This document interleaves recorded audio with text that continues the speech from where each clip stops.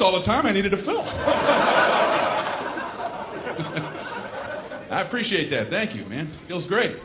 I'm feeling good. I actually just recently had to go to the emergency room, though, and I had some stomach virus thing. I almost called an ambulance. It's weird, even considering calling an ambulance for yourself. You know? You call ambulances for other people, right? What are you supposed to say about yourself? Can you come get me? Yeah, I don't feel so good. Just come on in, I'll be lying on the floor.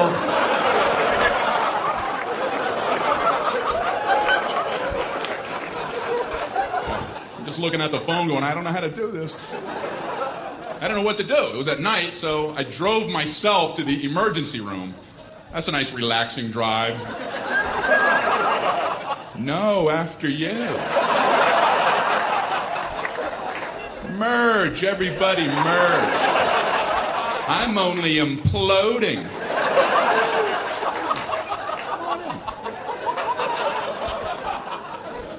So I pull up at the entrance to the emergency room. No valet parking. I mean, if that's not the biggest oversight in our solar system. If there's ever a time where you want to go, can you park this because I need to collapse immediately? But no, I'm circling around the parking lot. Can I park there? I think I'm going to die. I'm dying too. Okay, go ahead. Yeah, I'll go up a couple levels.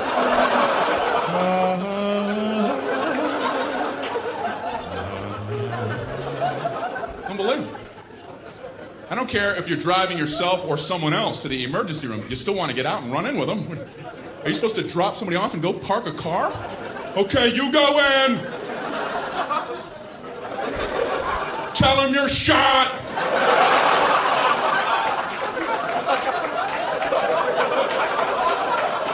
Ask them if they validate.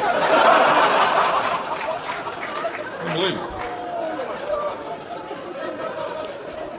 So I finally park, you know. I go in to check in. They ask the most insulting question when you check into a hospital. What seems to be the problem? What seems? Well, it seems. It seems like everything on my inside wants to be on my outside. But I'm no doctor. What kind of condescending question? So they check me into my luxurious half room. There's a curtain down the middle with a mystery patient on the other side. And he's moaning over there. Thinking, man, they're never going to help me with him moaning like that. So I got to out-moan him, you know?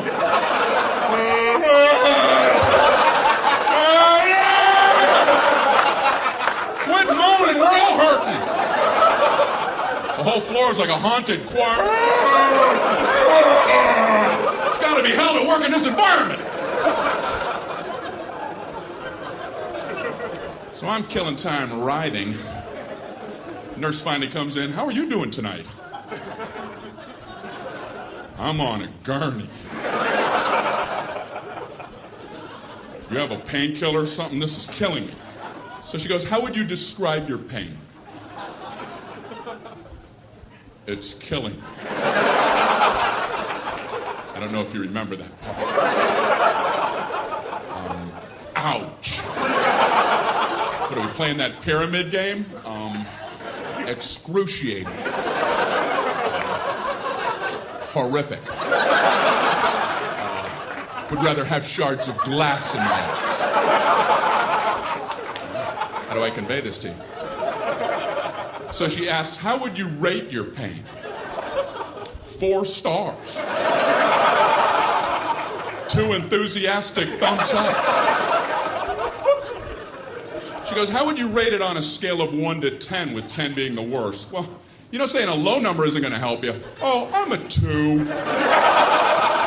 Maybe the high 1s. And you could give me a baby aspirin and cut it in half.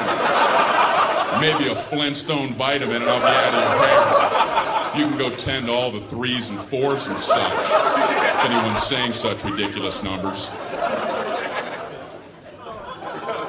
I couldn't bring myself to say 10, though, because I had heard the worst pain a human can endure is getting the femur bone cracked in half. And I don't know if that's true, But I thought, if it is, they have exclusive rights to 10. And now I'm thinking, what was I worried about? Is there like a femur ward at the hospital? They would have heard about me and hobble into my room. Who the hell had the audacity to say he was at a level 10? You know nothing about 10. Give me a sledgehammer. Let me show you what 10 is all about, Mr. Tommy A. No!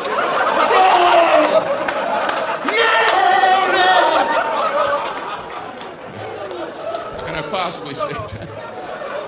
I can't. So I thought I'll say 9, and then I thought, no, childbirth. I better not try to compete with that. And then I'm thinking, you know what must be hell giving childbirth when your femur bone's cracked.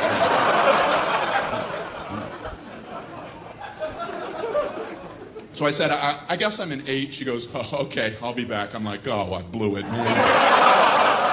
I ain't getting nothing with 8.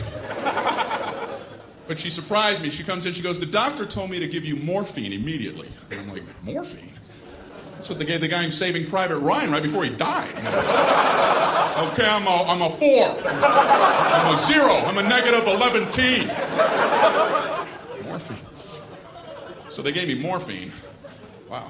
All I know is about 15 minutes later, just for the hell of it, I was like, I'm an 8 again. Guess who's an 8? And they finally checked me out. I'm walking down the hall going, say 8, say 8, say 8, say 8. Happy 8 day. Did you get some 8? Did you get any 8? What am I throwing? You can't throw a number. All right. Johnny Appleseed, did you get any 8 over there?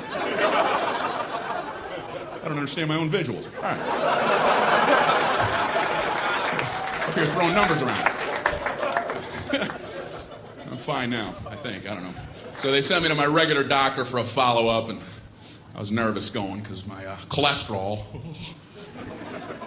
I knew it was going to be high because last year it was high, and I hadn't done anything different. What are the odds your cholesterol is going to plummet for no reason? Come on, 200, come on! 337, how can that be? I had Burger King coupons in my pocket. It's inexplicable.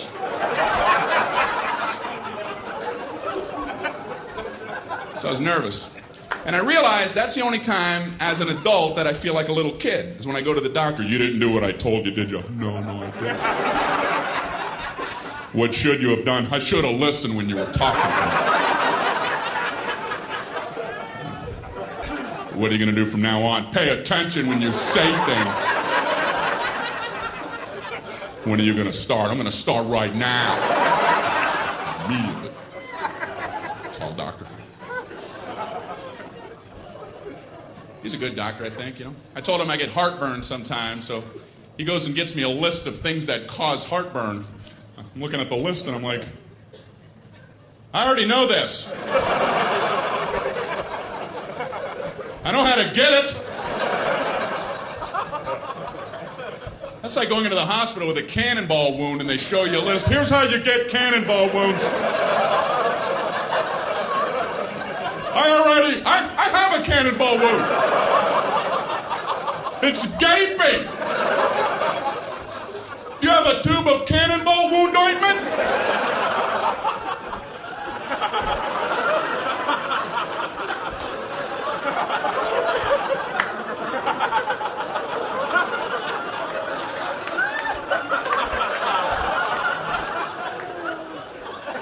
Number 1, do not stand directly in front of a cannon.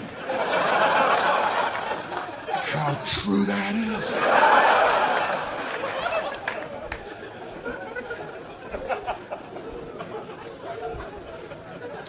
So, my doctor looks at me and says, you should probably drop a couple pounds there, Brian. Thank you. Only your doctor has carte blanche on insults.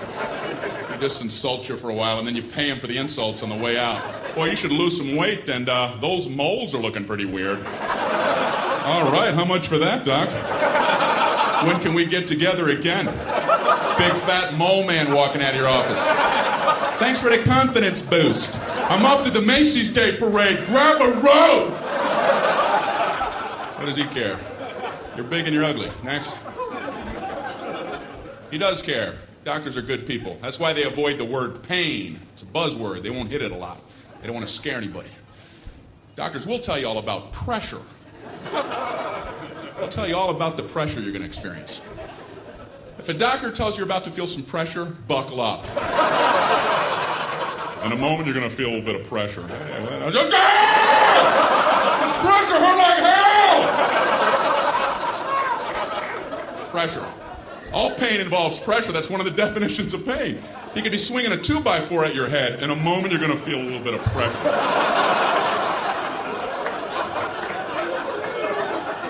Hey, bring it on.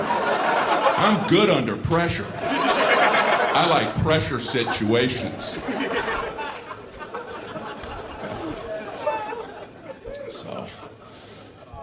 So my doctor, he told me to watch what I'm eating, told me to read food labels. I'm in the store reading the Fig Newtons label. I've always liked Fig Newtons. I'm trying to see if it's okay to eat them, and everything looked fine, the fat content, everything. I looked at the serving size, 2 cookies. Who the hell eats 2 cookies? I eat Fig Newtons by the sleeve. 2 sleeves is a serving size. I open them both and eat them like a tree chipper. Fig Newton shavings coming off the side. And I put a Newton catcher and empty that bag out as a snack. What the hell are they talking about? 2 Fig Newtons. They're the size of a postage stamp. You want another one? Oh, I don't know. I've already had 2 whole entire Fig Newtons. Maybe I could try to muscle one more down, but I don't think I'm gonna. Right, I'm stuffed to the rafters. They're nuts. We got an ER here. We got a 3 Fig Newton eater. How many did he have? What is he, nuts? Doesn't he read?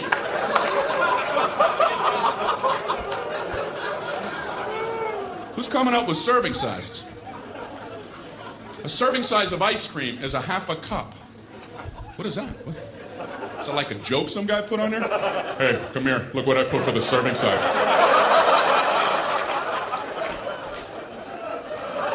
Did you see? I just did it as a joke, but they're going out like that. I don't know what to do. Just let it go. I guess there's nothing you can do now. You ever know anybody to eat a half a cup of ice cream? Hey, you want to go grab something to eat? Oh, no. I had a half a cup of ice cream. Yeah, a whole half a cup. I just kept eating and eating and eating. I must have had 2 spoonfuls. I think a serving size of ice cream is when you hear the spoon hit the bottom of the container. Clank, and you can't do this anymore. I even ripped the side. Not sure what they're talking about for the half a cup of ice cream. I have to lay off dairy, though. That's what my doctor threw in as I was leaving his office. Oh, and lay off dairy. I'm like, what the hell? What kind of blanket sweep is that? No more happiness. Away with you. What does he care? I'm trying to lay off dairy. I'm in the supermarket with my little cart, and I'm trying to avoid the dairy aisle. I can see they all have party hats on over there.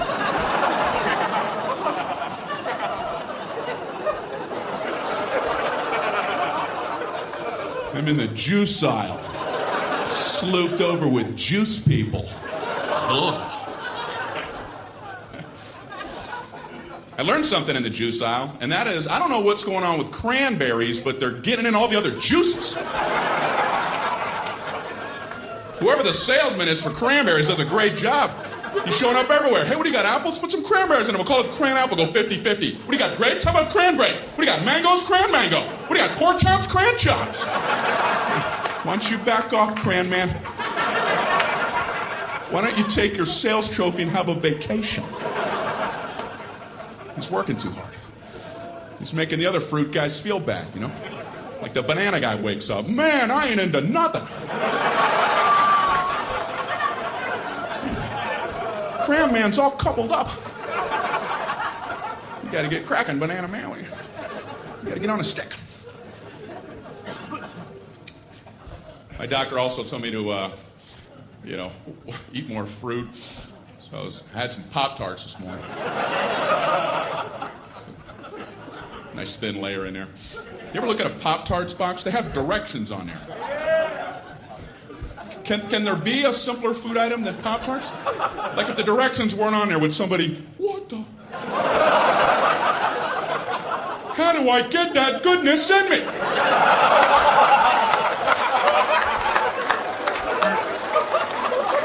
What do you do? How do you get it done? You read, man. That's what you do. They have 2 sets of directions. In case you don't understand one set, you abandon that whole track and get on something a little easier for yourself. They have a set of toaster directions, which, believe it or not, is more than 1 step. How could there possibly be more than 1 step? I can only think of one. Step 1, toast the Pop-Tarts. Go ahead, toast them. Hey, are you still reading this?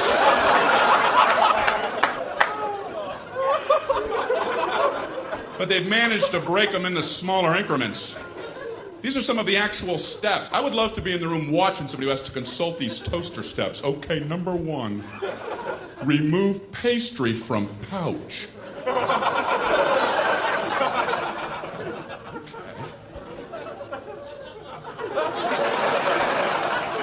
I see where they're going with this. We're banging on all cylinders now. Number 2, insert pastry vertically.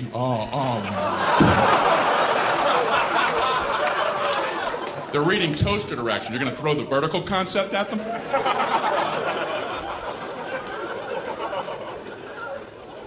Then they have a whole set of microwave directions. That just blew me away that you could actually microwave a Pop-Tart. I mean, how long does it take to toast a Pop-Tart? A minute? If you want them dark? People don't have that kind of time? Listen, if you need to zap fry your Pop-Tarts before you head out the door, you might want to loosen up your schedule.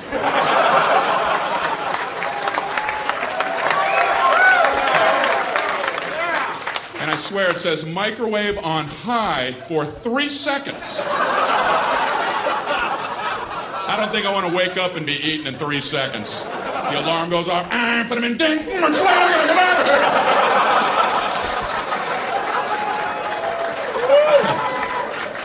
If you're waking, eating, and hauling in 3 seconds, you're booking yourself too tight. Pick up some Montana brochures or something. You're not living properly. We just moved. I called UPS to ask them to help out with some boxes. Now, they're a good service, but you have to have information ready about your boxes before you even call them. I had no idea. I called them up. Yeah, I have 10 boxes. If you come pick them up. We need to know the weight and the girth. Okay, goodbye.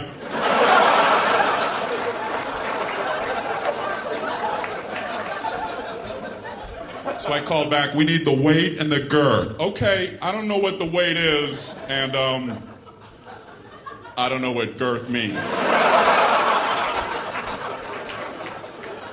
So now what's the procedure? So this guy talks to me like I'm 4 years old. Well, do you have a bathroom scale?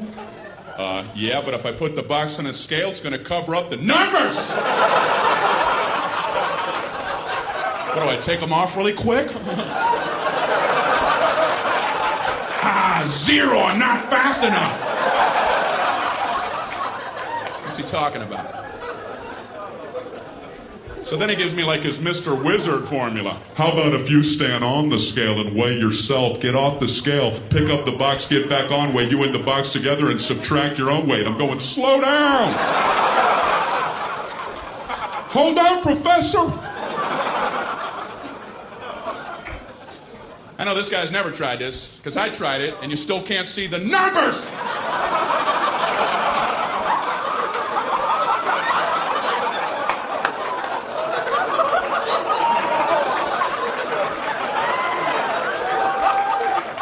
What am I, Mr. Olympia?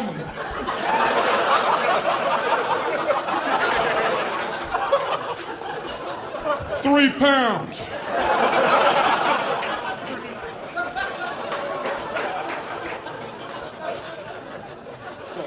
Then I had to hang up in the middle of his girth formula. He kept assuring me it was easy. You know, the girth is very simple to figure out. You take the length and you double that by the smaller of the height after you triangulate the hypotenuse from the third side. Okay, I gotta go. I'm getting another call. Yeah, I'm too stupid to talk to you. I just want to not be on with you any longer. So this is true. I figured I would call back and just make up some numbers, you know. Let them come out and pick them up. If it's wrong, I'll pay the difference. Just dispatch the truck. Please. So I called back. Yeah, I have 10 boxes and... No, I'm another guy. Yeah, and they all weigh exactly 22 pounds, and they all have a girth of 3. 3 what? 3 girth units.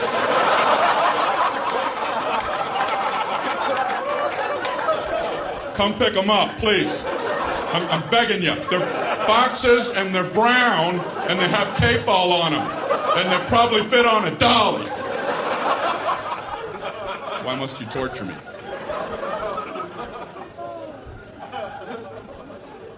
We needed a refrigerator for our new place, and I've never bought a refrigerator in my whole life. I went into the appliance store. There's like 900 of them lined up.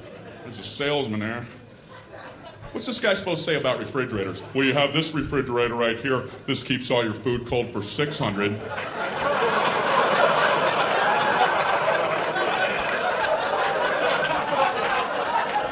You've got this refrigerator. This keeps all your food cold for 800. Check this out. 1,400 keeps all your food cold.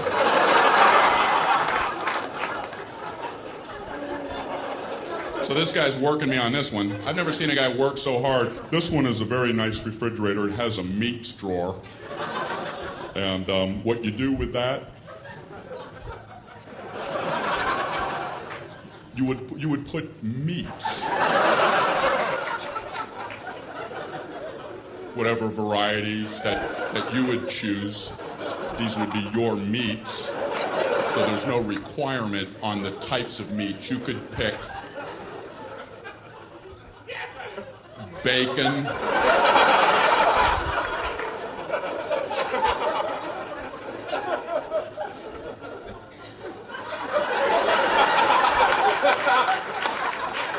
marbled meats.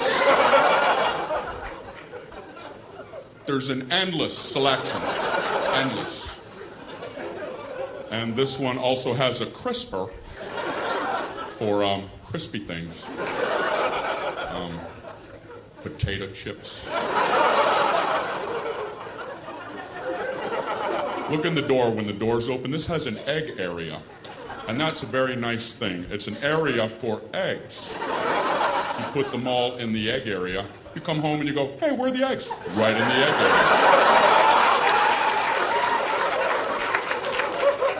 And they're all written in cursive, and that's a real nice feature. That is a nice touch. We also had to get the phone turned on. I'm at my friend's house. I call the phone company. Can you turn on our telephone? Okay, it's going to be a problem. I figured.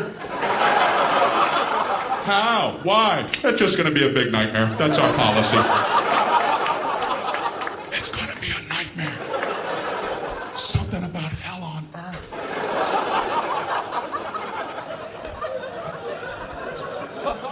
It's different than I thought. I didn't know how it worked, so I asked him, how does that work? Do we have to wait in our home for a few days for the phone people to come out?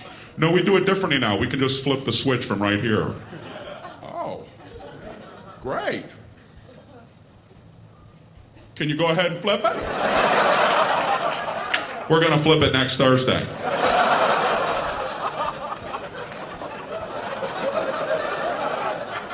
Can you flip it right now?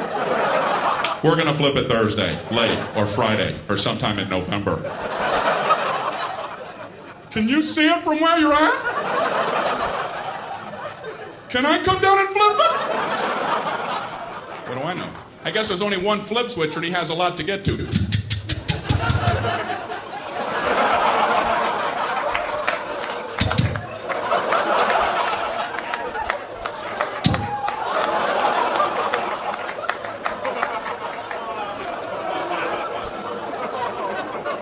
I assume they're tiny. Maybe they're big giant switches and they're really hard to flip, you know?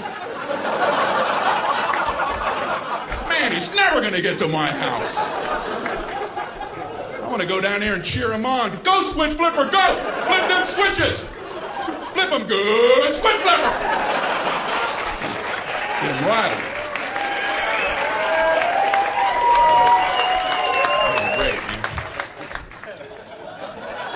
So I had to use a phone to book the flight to come here, and the reservationist gave me a confirmation code. And like I'm an idiot, she gives it to me like this. Mr. Regan, your confirmation code, jot this down. It's B as in boy. Oh, okay. P as in Paul. Slow down. K as in kite. Oh, I know kite. I know all about kite. And Q as in quagmire. Give me another word. I want to fly so badly. I called back to confirm the flight. She wanted to know the confirmation code. I don't know about you, but I feel like an idiot trying to quickly come up with words for letters. And I'm panicking on the phone. The confirmation code, it's B as in,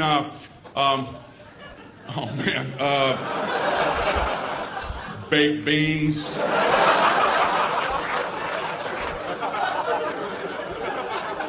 P as in pneumonia.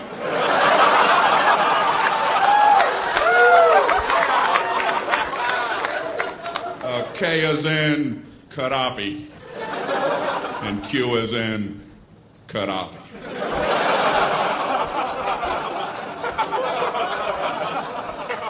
They only do that with letters. Nobody ever does that with numbers. My code, it's 4 as in 423.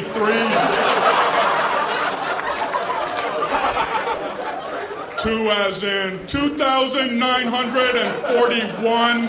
No, 47. Pretty short code.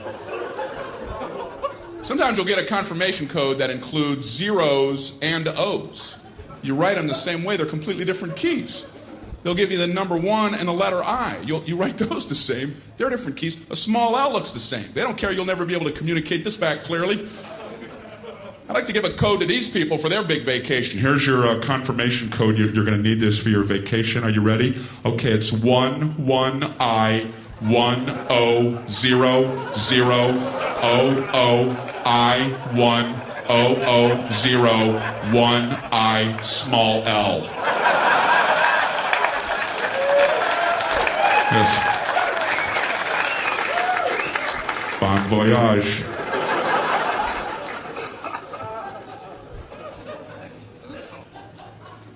You know, I flew here. How come the first class people they can just get on whenever they want? I've always hated that. First class people, board at your leisure. Take your time, first class people.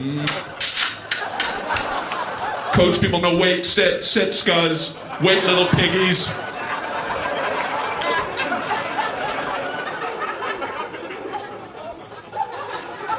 So when you do get on, the first class people, they're already sitting there.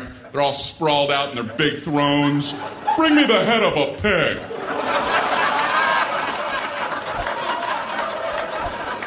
And a goblet of something cool and refreshing.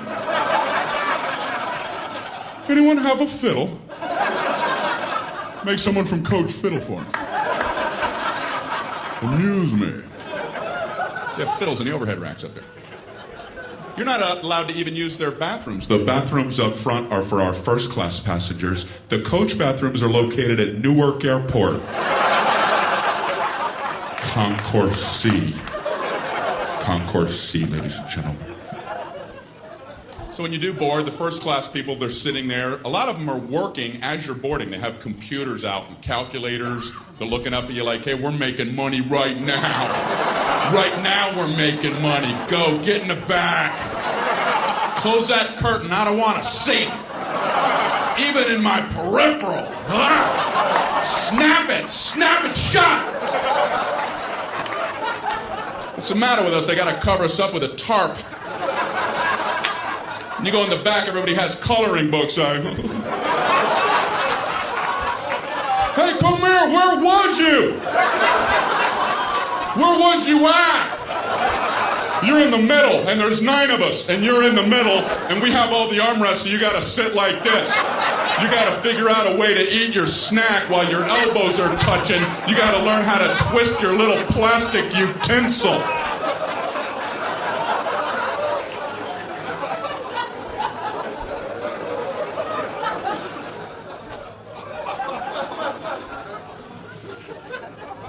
I like to sit way in the back. Except for one thing, all the good meals run out, you know. You're poking your head out from row 199. The flight attendants are this big.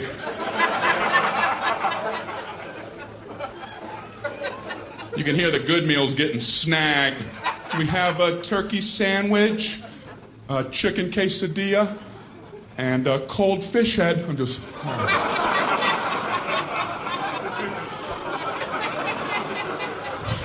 I wonder what I'm gonna get.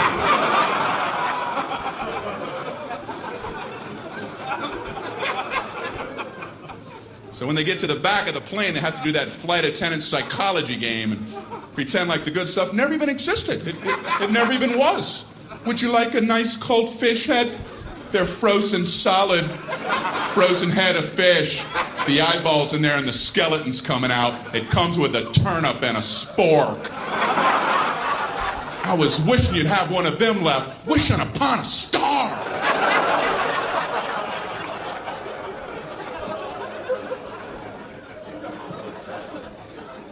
But I admire flight attendants, man, I really do. They put up with a lot of garbage from people. Have you ever been sitting in your seat and you see somebody trying to fit something in the overhead rack that you know ain't going in there like in a million years? You have like a mattress and a lamp. You're looking at him like, what kind of perception problems does this guy have? And the flight attendants are always nice. They always run up and act like it might maybe fit. You know, oh, I don't know if that's going to get up there. We can check it for you, you moron. I know that's what they want to say. I would last about 8 seconds at that job. I'd just get up there. Does that look like it's going to fit? You have this much room, you have a dead yak. Are you okay? You don't see all these people jammed up waiting on you? You don't see any of them.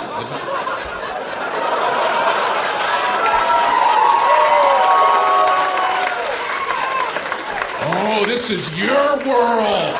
It's all about you. You let us know when you're all set, Captain You Planet.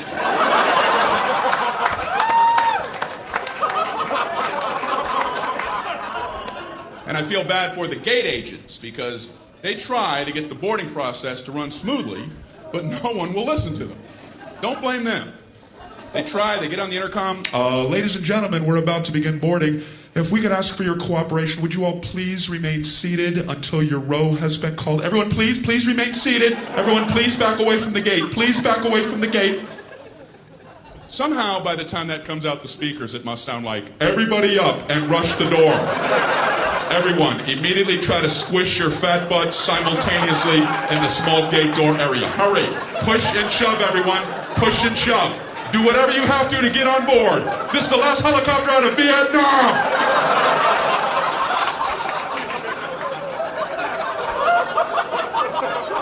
I'm embarrassed to be human. I want to get on. You're gonna get on. I want to get on before everybody else. Why?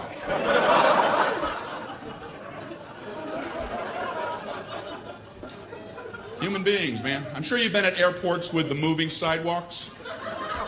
Right? You know the whole stand right, walk left concept? Well, for some people, unlearnable.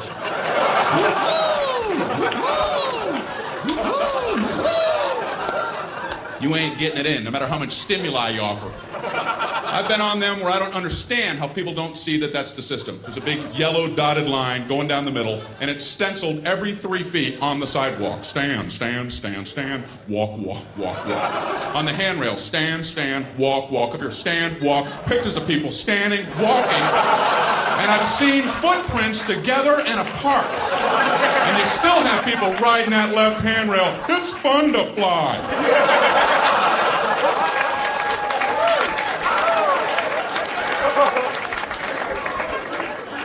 Watch them close, because they're the ones at the end of the moving sidewalk. Something changed. Something changed.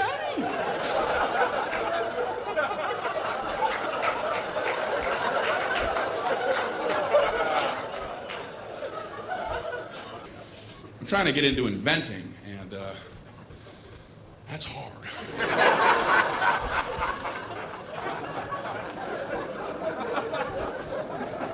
I know what I'm going to try to invent, I don't know if I'm being overly ambitious, but I'm trying to invent an ironing board that when you open it, it doesn't sound like this.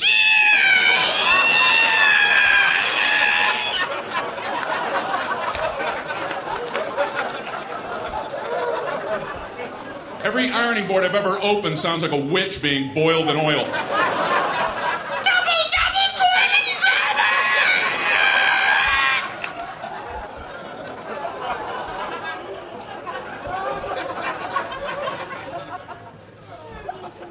You ever just look at an ironing board? Can you imagine getting that approved in today's safety-conscious world? What did you want to get an approval on? I call it an ironing board. I want to have like a surfboard-shaped device about this high, and I want to support it with 2 thin crisscrossing poles so the center of gravity is precariously high. So the slightest nudge would be sure to topple it. Then I want to put a big hot metal thing on the top of that, with water, the temperature of lava, oozing out the sides and dripping off the board for burn wounds. I want one side to be a white-hot heat for scarring. I want the sheer weight to be able to cause blunt force trauma. And I want the whole thing to come to a point for puncture wounds. It seems a little unsafe for adults. I'm not finished. I want a cord coming down to get the toddlers involved.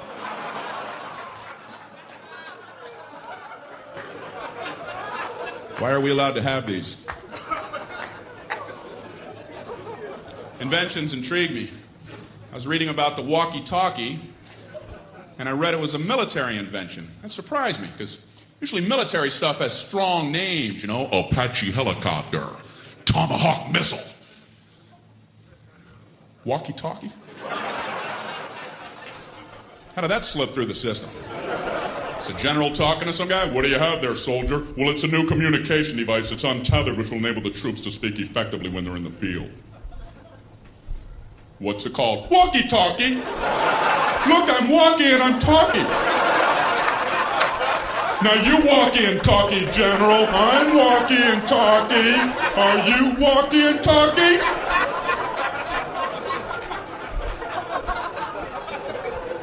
I like it, soldier. What's this explosive device? The whammy-kablammy. And this is the Rudy-Tooty aim and shoot. Walkie-talkie. I'm wearing new contacts. I just had my prescription changed after 6 years. You ever wait that long? Then you get new lenses. You're like, man, I could have been seeing things. How can instantly improved vision not be at the top of your to-do list? I'll see tomorrow. I don't have time. I don't have time to see clearly. No, I don't. No, I can't do that. You see what's on my desk? So I go in for the eye exam. I don't know about you, but I concentrate like crazy during the eye exam. You don't want to get a D on that thing.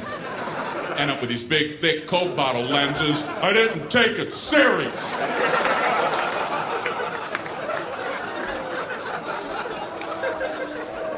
Are you still in here? I'm just seeing shadows and shapes. It's important. They don't call it a quiz. So I go in there, I sit in that big chair. He slides that big giant thing on my face. Are these my glasses? What happened to me? That'd be a hell of a pair of glasses. Do I like it better like this or like this? I like this one, but I want to see that one again. That one's pretty good, but let's go back to that one. Click, click, click, click, click, click, click. I hate that test because I can't commit. I can feel my eye doctor losing his patience with me. Let's try it again, Brian. Which one do you like better, number 1 or number 2?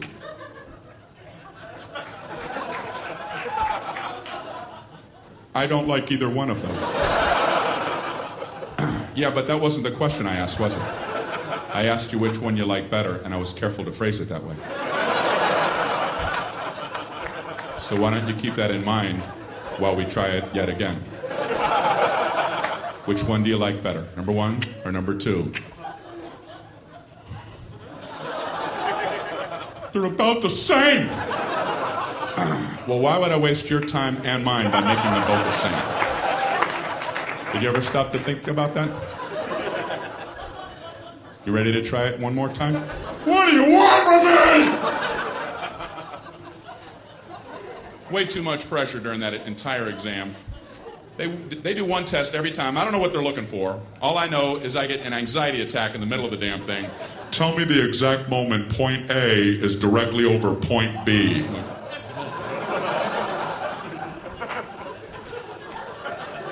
Now! No, now! Then! I don't know when it happened. I'm worried if I'm off by 1/8 of a second, I'll get these big, giant Hubble coming attraction glasses. So you must have messed up that A-B test. Did I ever? Grand opening. What are they helping me with? My ability to watch cars pass on the highway? They pass now! And they pass now! Man, how do you do it?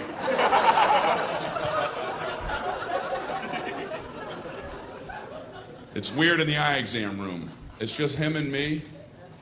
It's dark in there. The door's closed. I feel strange when he pulls his chair up uncomfortably close to you. He's like this far from my face. He shines his goofy light into my eyes for about an eternity.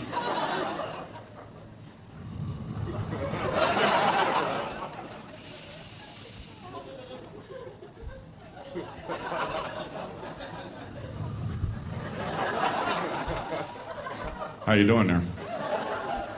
I'm a little uncomfortable. Can you back up a tad? Are you looking at my soul? You want a Tic Tac?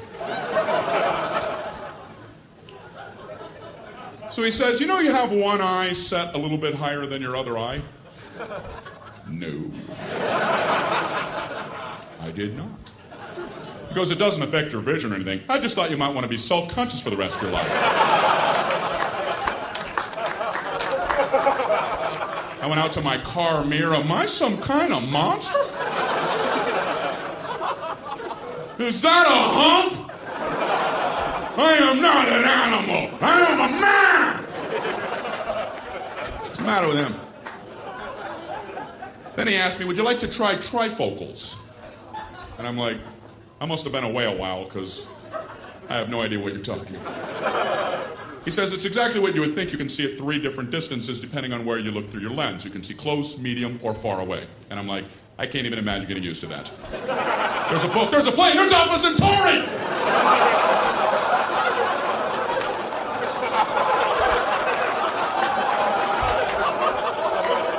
Do people need this kind of range? Is that a fly in my nose? Is that a comet? I'm actually kind of quiet off stage. A lot of people don't realize that. I was at a dinner party recently. A bunch of people I don't know. One guy talking plenty for everybody. Me, myself, right, and then I, and then myself, and me. I couldn't tell this one about I because I was talking about myself, and then me.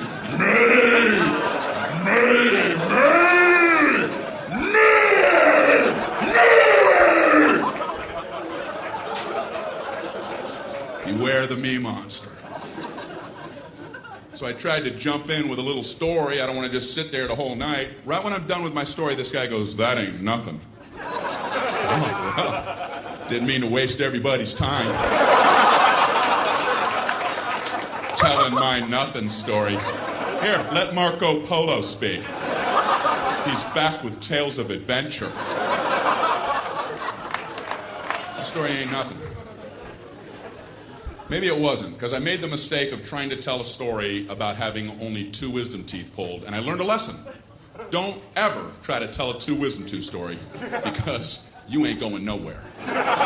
The 4 wisdom teeth people are going to parachute in and cut you off at the pass.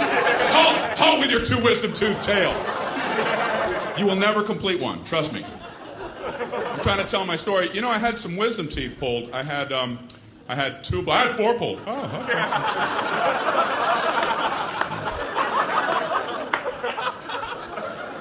No 5, no 9. I had 9 wisdom teeth pulled. All of mine were impacted. They were all coming upside down. The roots were wrapped around my tongue, coming out my nose.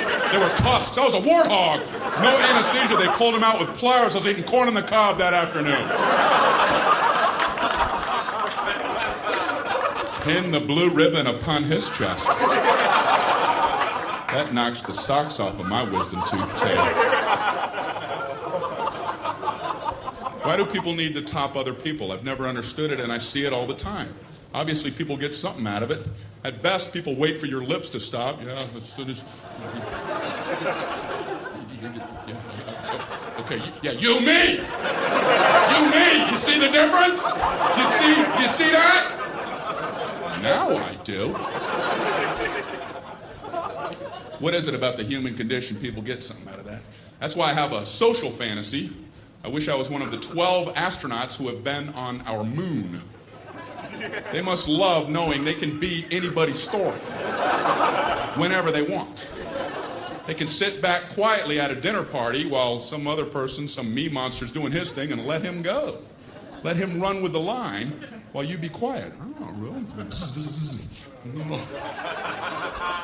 Let him have his moment. Yeah, I'm a big traveler. I have my business. I got my own global enterprise I got to check on. You know, driving on the Autobahn because I keep a fleet of sports cars over in Zurich, and I got a Swiss account that I want to check out. Mount Kilimanjaro expedition, might have to cancel that. You know, runways in Aspen are a lot shorter the first time you go in there. You know, the Pacific Rim Company are going to try to take that over. And this global enterprise.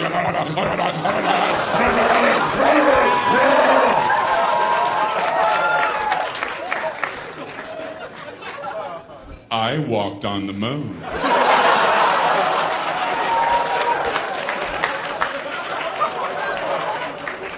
Well, you have the floor, Moonwalker. You know, you mentioned driving on the Autobahn. That reminded me. Once I was driving in the Sea of Tranquility in my lunar rover. And I, too, was worried about our speed till I remembered, wait, we're the only ones on the moon. You guys are great. Thank you very much.